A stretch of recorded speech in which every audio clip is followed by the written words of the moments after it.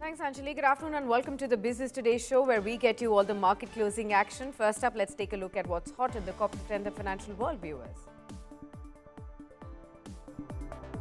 On the bumpy road of the India-US trade deal, positive news today. US Ambassador Sergio Gore has highlighted strong ties, said the next trade call is tomorrow, and announced India's invitation to Paxilica, a US-led initiative securing silicon and semiconductor supply chains. Sharp market rebound on US trade commons. Sensex rises 1,000 points from the day's low. Nifty nears 25,800. Critical mineral stocks, NMDC, GMDC surge, and export-oriented stocks like Avanti Feeds hit days high after Ambassador Gore signals India-US trade progress and Paxilica entry.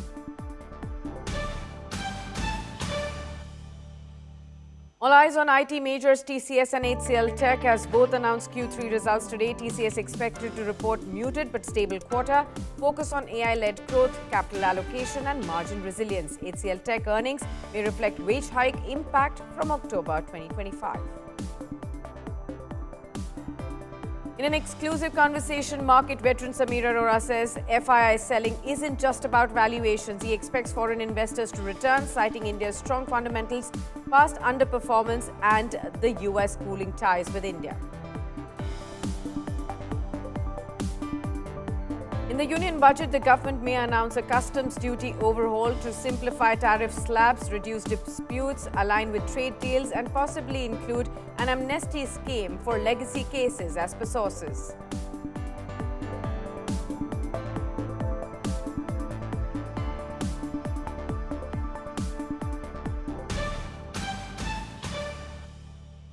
The sharp recovery in the markets is being seen after the newly appointed US ambassador to India has hinted at positive developments on the India-US trade front. He said trade talks are actively underway with the next trade call scheduled for tomorrow. Also calls India real friends. The ambassador also announced a major strategic move, saying India will be invited to join the Paxilica, a US-led initiative to build a secure global silicon and semiconductor supply chain alongside partners such as Japan, South Korea and the UK and Israel. Let's listen into what he had to say.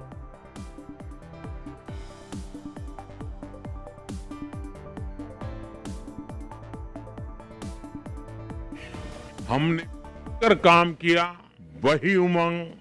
I've traveled all over the world with President Trump, and I can attest that his friendship with Prime Minister Modi is real. The United States and India are bound not just by shared interest, but by a relationship anchored at the highest levels. Real friends can disagree, but always resolve their differences in the end. Last week, our great Secretary of State, Marco Rubio, powerfully stated that this year will be a year of reciprocity. We are raising the standard for diplomacy itself. That means fair trade, mutual respect, and shared security. Many of you have asked me for an update on the ongoing trade deal negotiations. Both sides continue to actively engage. In fact, the next call on trade will occur tomorrow. I also want to share with you today a new initiative that the United States launched just last month called Paxilica. Paxilica is a US-led strategic initiative to build a secure, prosperous, and innovation-driven silicon supply chain, from critical minerals and energy inputs to advanced manufacturing, semiconductors, AI development, and logistics. Nations that joined last month include Japan, South Korea, the United Kingdom, and Israel. Today, I'm pleased to announce that India will be invited to join this group of nations as a full member next month. Viewers, let me quickly go across to our special guest of the day, Sudeep Bandyopadhyay, the Group Chairman of IndiTrade Capital, is joining in to share with us his views on the markets. Welcome to you, Sudeep ji, and always a pleasure to have you with us. Finally, some good news by way of trade talks between US and India is coming in. Last week's carnage is finally seeing some breath of fresh air. How are you really looking at this move and the statement coming in from the US ambassador to India? And once the ball starts to roll on the trade front, what is it that the markets can expect? Well, definitely positive development. I mean, after all what happened and the kind of statements which were coming out of US, I think this is a pleasant surprise and a positive development. Yeah, market has really appreciated that, and that's why the sudden spurt in the market, more than 100 points, market has moved up since then, and it was bound to happen. I think this is one very important. Affair which was plaguing the market. India-US trade deal, apart from economic impact, there's a significant psychological impact on the foreign investors and the risk aversion as far as India is concerned. Now, if there is a deal which is going to happen in the near future, this will definitely have a positive impact on markets as well as eventually on economy of India, definitely. So yes, we will look forward to that. But having said that, I will also put in a word of caution. Too much should not be attached to this statement. There are still challenges, which is what we understand, and we'll have to see how these are navigated. I would hope that better sense prevails and some kind of mid path is arrived at so that there is a workable deal, which I think both the nations can go ahead with. Okay, so how would you really look at some of the export-oriented sectors that are already showing us some positive reversals in those positive signs? Would you still be cautiously optimistic there, or how would you approach them? Well, I'll definitely be cautious. I think we have seen this movie many times. Over the last 1 year, there have been many occasions where there has been some positive statement, some positive development, and these stocks have run up, only to be disappointing the investors at a later stage because of certain reversals in positions. And at one point of time, everybody was pretty sure in the market that deal would happen in November. Yeah, November came and went, December came and went, and now we are in January. absolutely. Let's hope things move in the positive direction. But I think I will definitely advise investors to refrain from going out whole hog and buying into these export-led sectors at this stage. Wait and watch this space. Maybe you will miss the bottom, but at least you will not regret. Fair point. What do you make of this Paxilica announcement coming in by way of expansion of the supply chains that the US is inviting India for as well? We have seen some initial reaction from mining majors, rare earth mineral majors, NMDC, JMDC today. Of course, semiconductors, AI, as the ambassador was mentioning, all of that will be in focus. And if India gets to participate in that, any kind of sector stocks that you're watching out for with this announcement? This is an interesting development. I think this will kind of forge a friendship with US at a different level. I think the nations mentioned by the ambassador are all in need of this. So whether it's a Japan or South Korea or US or UK, they all need it, and so does India, because India doesn't have too much of proven reserves of rare earth or semiconductors at this stage. And for economic growth, all of these are desperately needed. And unfortunately, we are dependent on certain nations, including China, for supply of these. And that's not a very happy situation to be in today's kind of a very, very tense geopolitical situation. So some kind of understanding, some kind of alliance of the users. Basically, if you look at it this way, these are the alliance of the users of these materials, heavy users of these materials, which I think is being tried to be formed, and this should be good. At least there will be negotiating power on both the sides. Today, I think China has been kind of holding all the cards as far as rare earth is concerned. Now, if we have a bloc which is the biggest user of these materials, I think there will be a counterweight, and this is definitely a positive development. As far as specific stocks are concerned, I think if these kind of alliance gets into place, some of the automobile majors, which are domestic automobile majors, which are dependent on rare earth to a great extent for the EV, I think they will benefit. So a Bajaj Auto, a Mahindra, Tata Motors, all of them will benefit. Of course, if you talk about our producers, there are only a handful of them, and GMDC name comes to mind, obviously. NMDC may not be directly, some indirect benefit, but GMDC definitely should benefit. Fair point. Viewers, let's shift also focus on to the big domestic update that we're going to be looking forward to, and that's Union Budget. Lok Sabha Speaker Om Birla has now cleared the confusion over the budget date, confirming that the Union Budget 2026 will be presented at 11 a.m. on February 1st, even as the date falls on a Sunday this year. Let's listen in. 1 फरवरी को ही budget की कार्रवाई होगी सुबह 11 बजे। Sir, in the conference, sir, संसद सदस्य रविवार शनिवार 24 घंटे 365 दिन काम करने वाले लोग हैं। sir, जनता की सेवक के लिए क्या रविवार क्या शनिवार, sir, in the, नौकरी थोड़ी कर रहे हैं, जनता के सेवक हैं। All right, so the budget is actually coming in on 1st of February, and on to a budget exclusive then.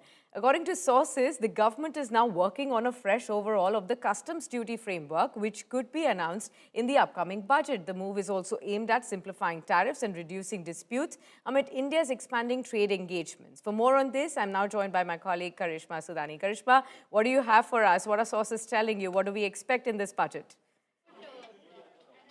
Well, Sakshi, what's expected is an overhaul of the indirect taxation, particularly dealing with customs. It was early in December that Finance Minister Nirmala Sitharaman had already shared that post the big bang income tax announcement that came in last budget, and of course GST simplification that happened in the month of September 2025. Now the focus of the government is to simplify its custom tariff slabs.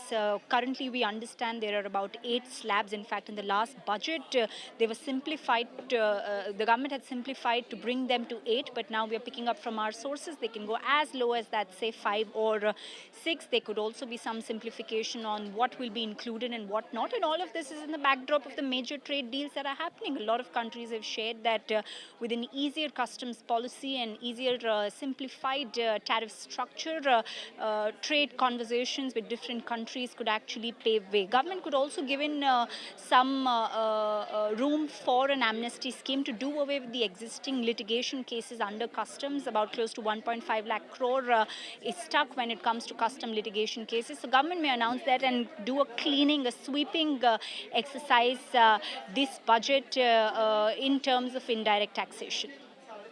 Fair point. All right. Keep an eye out on that. Karishma, thanks a lot for all of those updates. This will be an interesting one if it really comes in. Let's go across to Sudeep to take a view on that. Sudeep, are you penciling in any big bang announcements in this budget, especially sources telling us it could be the overhauling of the customs duty this time around? Makes tremendous sense. I think, rationalization and overhauling of customs is, I think, need of the hour. And if they can effectively do it, the way they Yeah. Okay. I guess there is some technical glitch there. We'll go back to Sudeep in a moment when we clear up that one. But breaking news coming on your screens, viewers, in the meanwhile, and this is from the US again. Dow futures have fallen over 350 points after Jerome Powell has said that he's under criminal investigation. In a video message posted on the Federal Reserve's official handle on X, Powell has said that the probe was an outcome of the Fed's setting interest rates based on what is their best assessment of what will serve the public, rather than following the preferences of President Donald Trump. Federal Reserve shared Jerome Powell's term ends in May of 2026, and interviews are currently ongoing for his successor already. No official announcement has so far been made on this regard, but so far, if you look at the Dow, it's actually fallen by 350 points. Sudeep is back with us. Sudeep, you were talking about the budget expectations on customs duty. Well, I said that, it will be excellent if the customs structure is overhauled and rationalized. They have done with GST that, they have tried to do with income tax that, and I think customs is the next thing which they should be doing. Business should be happy, import-export should be streamlined and, smoothened out, and that should happen. Of course, closing all the old litigations through some amnesty scheme is always a welcome development. So yes, but since we are on the topic of the budget, I must say that capital market also expects a lot of things. And, we want the FIIs to come back in a big way. And capital gains tax has been a niggling, long-term capital gains tax has been a niggling problem there. And definitely the market will wish that it goes away. It will also, as usual, expect some better treatment on the STT. Do you think it should be done away with, the capital gains tax altogether, at least? Yeah, look, long-term capital gains tax was not there. It was introduced again, reintroduced, I would say, and that created a lot of friction. Once you have a challenge in terms of currency depreciation, lower returns from a market, and on top of that, if there is a long-term capital gains tax, and that disincentivizes the investors who tend to be long-term. Now, we definitely want long-term investors in this country, and you don't incentivize that. Absolutely. That's an important one. And hopefully the government is listening on to that, especially because it's the last 1.5, 2 years. We've actually seen the domestic investors really lifting the weight on the markets when the foreign investors have been fleeing. This is the time to incentivize them as well. But Sudeep, we were also talking about the auto space that is important to you at this point in time. Let's actually shift focus to this auto space. Maruti Suzuki has now announced a major capacity expansion plan in Gujarat to address the rising demand and production constraints. The automaker's board has now approved a significant investment to acquire land for new manufacturing facility. And Chetan Bhutani is now joining in with all of those details. Chetan, do help us understand what's on the top radar of Maruti when it comes to expanding their capacities now. Sakshi, Maruti Suzuki's board has granted approval to acquire land for expansion of the production capacity at Koraj Industrial Estate from Gujarat Industrial Development Corporation. Well, Sakshi, this will be Maruti's second plant in Gujarat, first being at Hansalpur. Currently, the total existing capacity of the company stands at about 24 lakh units per annum in Gurugram, Manesar, Kharkhoda, and Hansalpur, with a capability of producing 26 lakh units per annum. But with this, the capacity will be further enhanced to 1 million or 10 lakhs units per annum. It will be, of course, operational in phases. The company has said the board has, in fact, approved 4,960 crore rupees towards cost of land acquisition, development, preparatory activities, and the other stuff as well. However, raising the questions on how it will be financed, the company has mentioned that it will be done through internal accruals and external borrowing. The factory will be catering to both domestic and export markets. In fact, when I spoke to my sources in Maruti, they mentioned that the company plans to cater to the EV dream also. So, of course, EV and exports is a big thing in Gujarat for Maruti Suzuki, and they will be continuing this dream in Gujarat as well. Okay, thanks a lot then, Chetan, for all of that. Sudeep ji, how would you look at this big bang expansion plan by Maruti now? And within the auto space, is this a company that you're looking at? We have been liking Maruti for some time. In fact, this GST reforms definitely gave Maruti a leg up.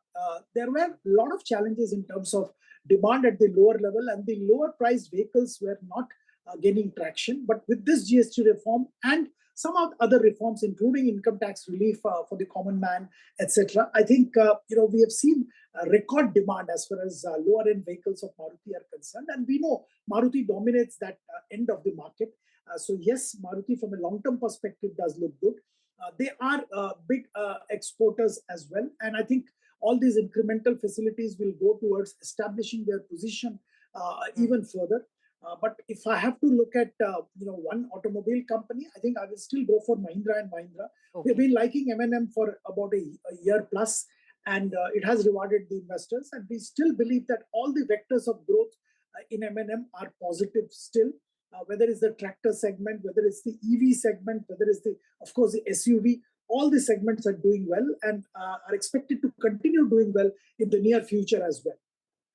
Right. Sudeep ji, apart from the auto space, let's also shift focus to something which is closer at hand, and that's the earnings, kind of recovery that we are going to be expecting this time around. It's going to be IT bellwethers, TCS and HCL Tech that will kickstart this season officially with the big numbers coming in after the market hours today. What's your broad expectation from the IT sector and overall on the earnings season? Well, TCS should be by and large okay as per expectations. We will definitely watch out what they comment on the future of their AI. They are planning to invest quite a bit on the AI front, and we'll definitely want to hear the management commentary on the future growth potential there. But by and large, they should be in line with expectations and should show a nominal growth. Also, remember, rupee depreciation will definitely aid their profit and loss account. I don't think this has got any long-term implication, but for the quarter, the P&L will look good. As far as HCL is concerned, while again the rupee depreciation will ensure P&L does look better than what it would have been otherwise, but the wage hike which they took in October will have its negative impact in this quarter's earnings. So HCL probably will be subdued with some positivity coming through rupee depreciation. Okay. In fact, we have a query from one of our viewers on the earnings season. I'm putting that across to you. Rajni from Bhopal says, sir, can you help me understand how to invest in markets during the earnings season? Well, I think earnings season are expected to be better than Q2, and we don't have a margin of error. I think we have been for quite some time talking about things improving. And there is no reason for any company to say there was some problem, because the market was good, demand was back, GST rationalization has happened, tax relief was given, and this is a festive season, blah blah. So things should be good. So if you want to really invest, look at long-term bet. And I still believe that large cap stocks provide a safe long-term opportunity. We do like Larsen and Toubro, so you can look at Larsen and Toubro. You can look at some of the financial services companies, particularly PSU banks. We do like them. You can look at some of the gold loan companies in the BFSI space. We do like them. And there are multiple other opportunities which will emerge, I'm sure. Have a look at the quarterly numbers, and you are talking about tracking that. Please do that. Yeah. Cement should do well as well. Okay, last question your way. This is from Antara from Chandigarh. She wants to know from you, should I focus on export-oriented sectors now, or should I look at budget-related stocks? Well, definitely not export-oriented sectors. I think that will be a very aggressive call to take, because I think there are still many things which are in a state of flux, and I definitely would recommend that. You can look at stocks with a budget focus, and in that area, my eternal favorite has been construction, infrastructure, because public spending has been very good, and public spending is going to continue in a big way even in current budget. That's our belief. So you can focus on these kind of stocks. I talked about Larsen Toubro just now. I think it's a fantastic stock to invest and remain invested in. You can look at other infrastructure, construction related stocks as well. There is one more thing I would say. We expect electricity reforms, some kind of a new bill coming as far as electricity is concerned, because there has been a lot of challenges in transmission. Other segments of electricity industry is doing well, but transmission, there'll be some reforms. So if you want to take an aggressive position, maybe you can look at some of the electricity, power related companies as well. Interesting. Fair point. Thank you so much, Sudeep ji, for being with us. It's always a pleasure to seek all these wonderful insights from you for all our viewers of Business Today and India Today. Hope you have a great time. We'll see you soon on another edition. All right, viewers, it's time that we close in on the markets now. We're just a few seconds away from the market shutting shop. 25,800 on your screens. That's a great way to end something which started off on an extremely jittery note today. We're almost ending all 0.5% higher. Look at the kind of volume surge. Look at the kind of sentiments improve after 12 p.m. in the second half of trading session. A photo finish is what we've seen on Nifty and Nifty Bank, about 0.5% higher in trade. Metals have really led to a lot of this pull up in trade. Look at the metals index, that's also higher by about 0.2% odd. Look at PSU banks, those are also up and about in trade. Yeah, so on your screens, metals up by 2%. Even PSU banks have managed to rally about 0.7, 0.8% in trade. FMCG stocks, the consumer focused stocks, they are also pulling up in trade as well. Look at the oil and gas names. Banks entirely, all of them have shaped up as well. Broader markets, mixed note. You can see the mid caps ending on a positive note. Small caps still managed to recover, but still ended into the red. On the Nifty, let's also now focus on the top big movers in trade today. Of course, the big gainers were led by Coal India. The stock moved up by 3.3%. Followed by Tata Steel, Asian Paints, IndusInd Bank, JSW Steel, Trent, Hindalco. These were some of the top gainers as far as the Nifty is concerned. What did not participate despite this smart recovery into the markets? About 8-10 stocks still ended into the red. Infosys, you can see about 1% losses there. It was the top laggard. Eicher Motors, Hero Moto also slipped in trade. Bajaj Finance, Bajaj Auto. So autos, some of the stocks were in the slower lane. You could also see some nervousness ahead of the IT sector numbers coming in. Therefore, Infosys was also down in trade. When we look at the big gainers from the Nifty 500 stocks, well, we had Vari Renewable Technologies up by about 5 to 6% higher in trade. You had Force Motors up by about 6%. You also had names like Dredging Corporation up and about in trade. GMR Power up in trade as well. Phase 3 up in trade. So these were some of the stocks that really managed high single digits, high double digit kind of names there in the Nifty 500 basket. And now remember, viewers, as the countdown to Budget 2026 begins, investors are now navigating the choppy markets amid global uncertainties, the rising tariff risks, a weakening rupee, and the gold and silver prices at record high levels. In this environment, where should investors be putting in their money? Business Today's group editor Siddharth Zorabi and Abha Bakaya also speak exclusively with Samir Arora, the founder and the fund manager at Helios Capital, on the sectors to watch and investment strategies in navigating the volatility in the markets. Well, Samir, it's been a fantastic beginning, really, and you saw how the Sensex jumped and how the Nifty reacted, and you yourself reacted. Let's also bring that up on the screen as I come to you. What does this really mean? Good news finally, or should we still be a little cautious? Well, I don't know whether it's good news in the sense, but people had assumed the worst, as if we are going to have 500% tariffs and that US will, if it happened, like you would lose India as a friend for years maybe. And also that whether India will keep insisting that even if we have 500% or 100% tariff, we will still import that last 1 million barrels of oil. So that also was a bit overdone, that as if the natural next path to this new bill or whatever that is being introduced is that it is made or designed only for India.